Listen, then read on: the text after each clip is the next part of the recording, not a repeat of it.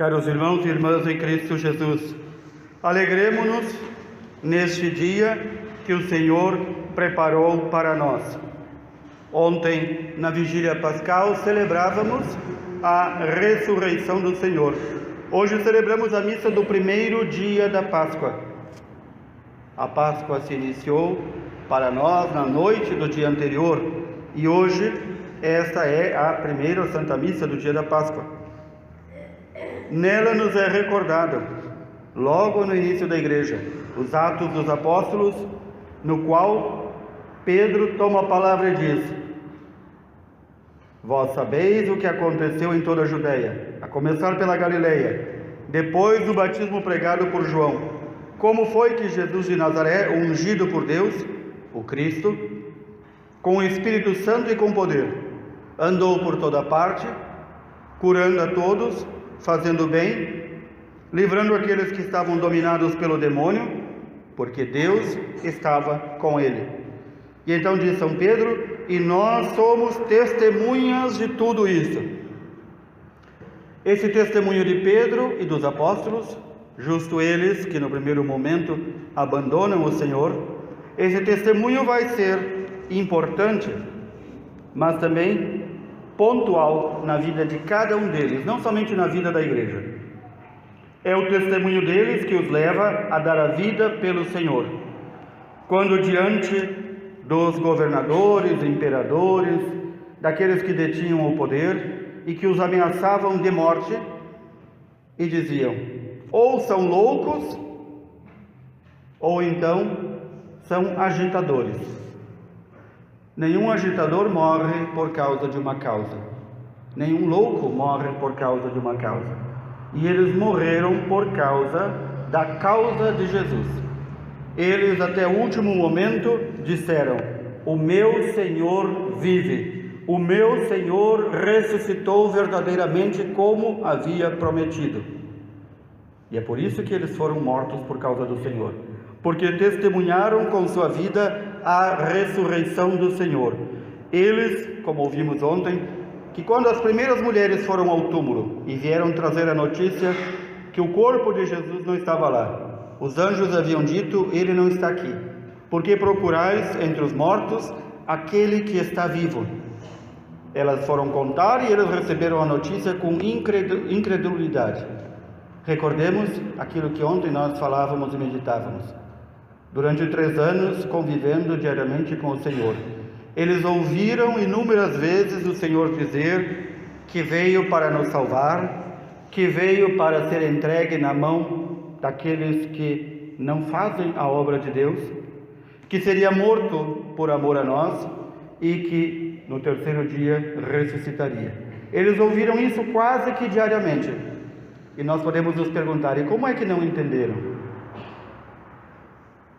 Os evangelistas vão narrar sempre, depois destes encontros, especialmente depois do encontro com Cristo ressuscitado, vão narrar da seguinte forma: e então se abriu o entendimento deles para a Escritura.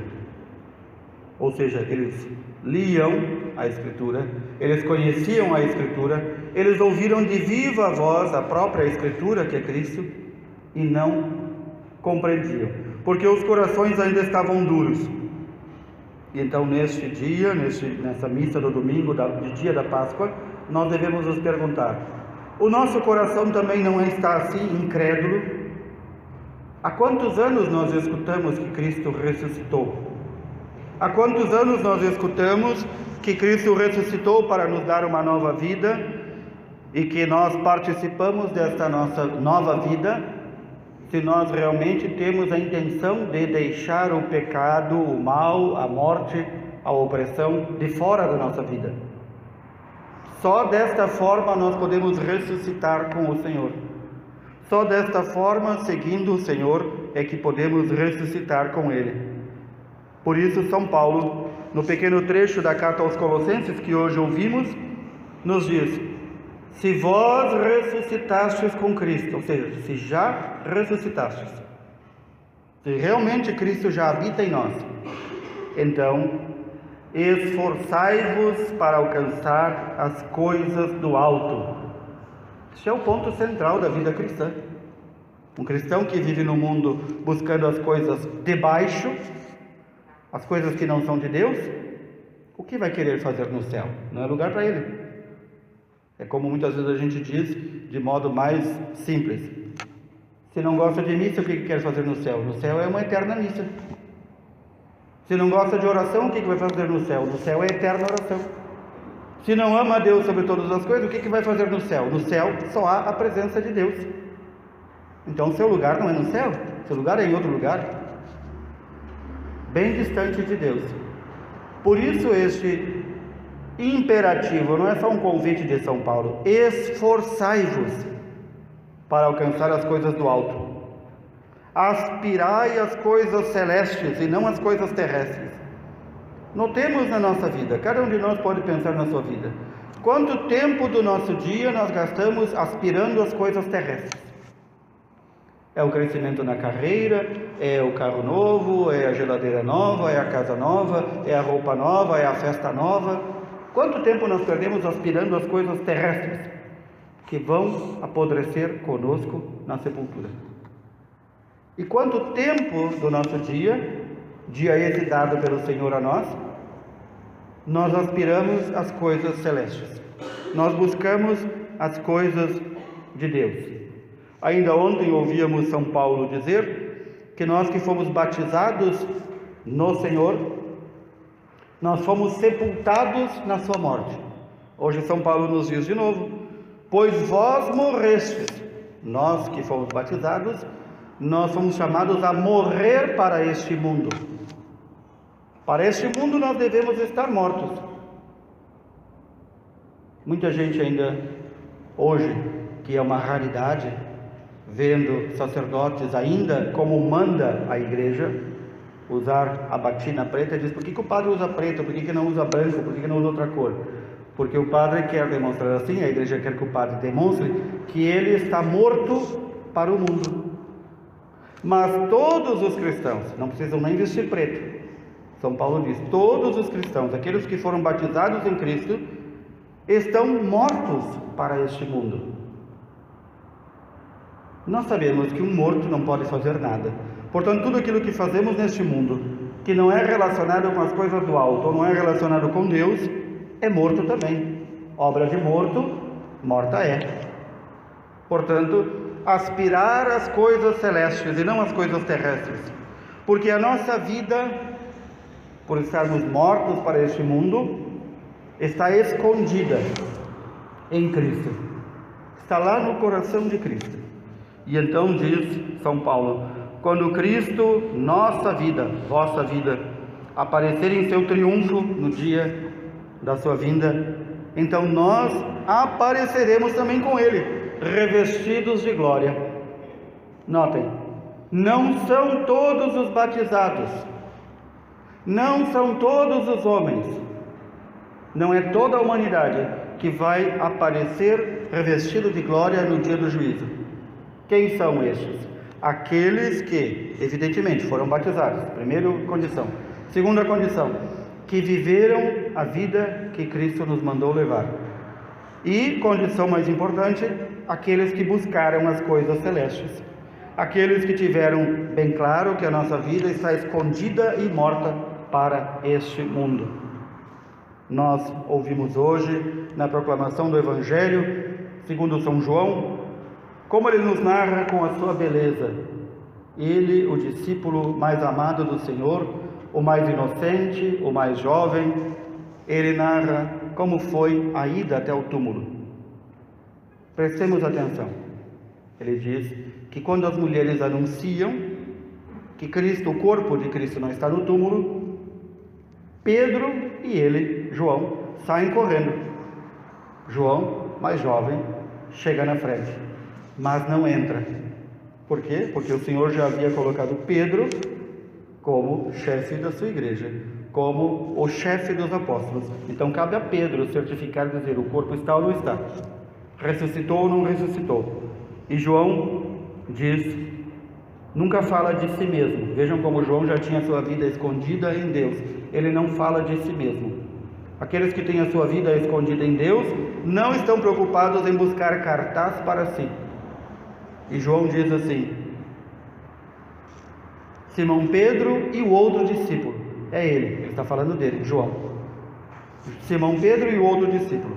Ele diz: o outro discípulo correu mais depressa. Ele não diz: eu corri mais depressa. O outro correu mais depressa, ou seja, eu, sem dizer eu. Correu mais depressa, chegou primeiro, mas não entrou. Sabe o seu lugar. Olhou para dentro, viu as faixas de linho no qual o Senhor estava envolvido e embalsamado. Já não estava o corpo do Senhor, mas viu o pano, o sudário que cobria a cabeça, dobrado em um canto. Por que João relata isso? Porque ele não diz, João poderia ter dito, nós simplesmente não vimos o corpo. Não, ele diz, descreve a cena. Estava lá o lençol no qual Cristo foi envolvido, o grande sudário, e aquele pequeno sudário do rosto dobrado num canto. Porque para os antigos, sempre que o mestre, o senhor da casa, queria dizer para os servos, os escravos, os funcionários, que ele iria voltar, que não tirasse a refeição, que não terminasse o serviço, ele dobrava o guardanapo e deixava como mostra. Este era o sinal. João aqui está mostrando que o Senhor deixou um sinal dizendo, eu estou voltando. Por isso ele dobrou a faixa que envolvia o seu rosto. Notem por este sinal, eu estou voltando. E eles vão encontrar o Senhor, sim, no próximo domingo, depois da ressurreição, quando ainda eles se escondem de medo da perseguição, quando ainda eles estão atônitos, estupefatos, assustados, porque o corpo do Senhor desapareceu. As mulheres dizem que os anjos falaram que ele ressuscitou, mas até agora nós não vimos. E então eles vão recordando as Escrituras.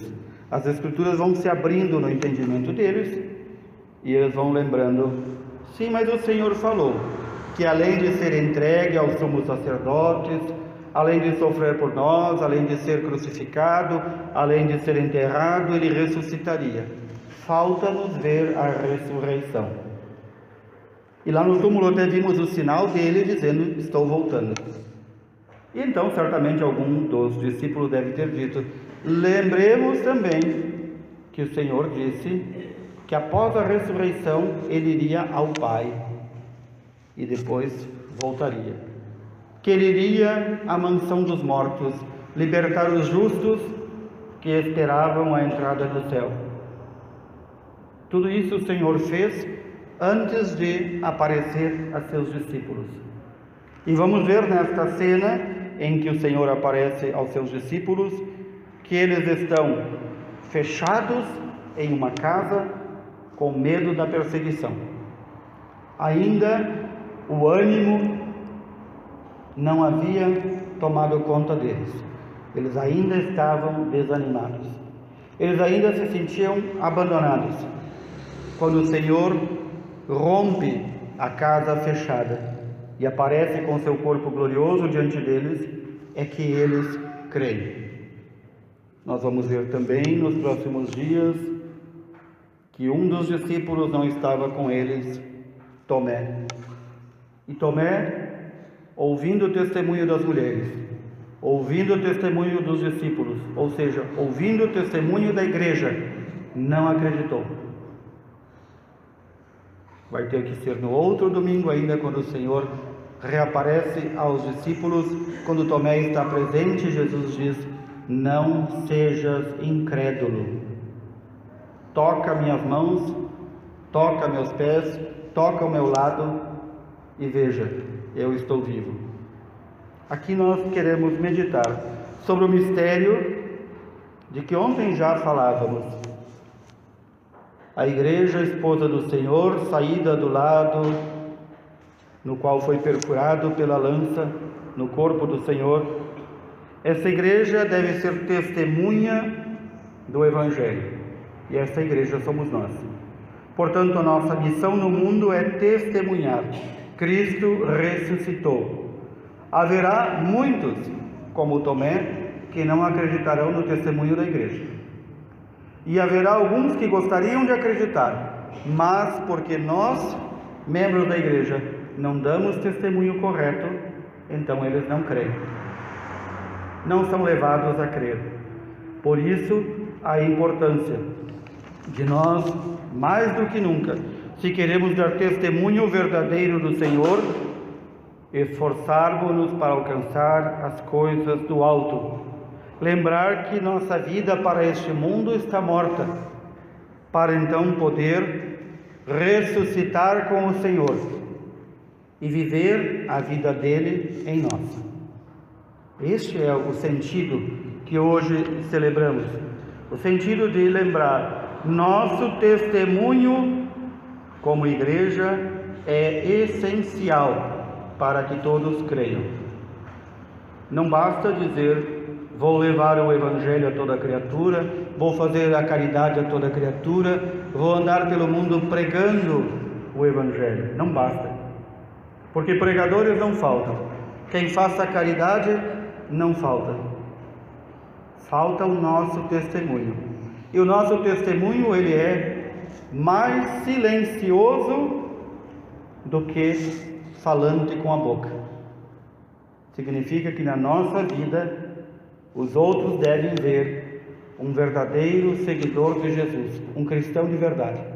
Se os outros não são capazes de ver em nós, em nossa vida silenciosa e escondida em Deus, o testemunho do Evangelho, então de nada serviu dizermos-nos cristãos. Peçamos ao Senhor, como ontem pedimos, a graça da perseverança final, de permanecermos fiéis ao Senhor, mas também a graça de juntos testemunharmos o amor do Senhor tão grande por todos nós, a ponto de dar a sua vida para nos salvar. Louvado seja nosso Senhor Jesus Cristo.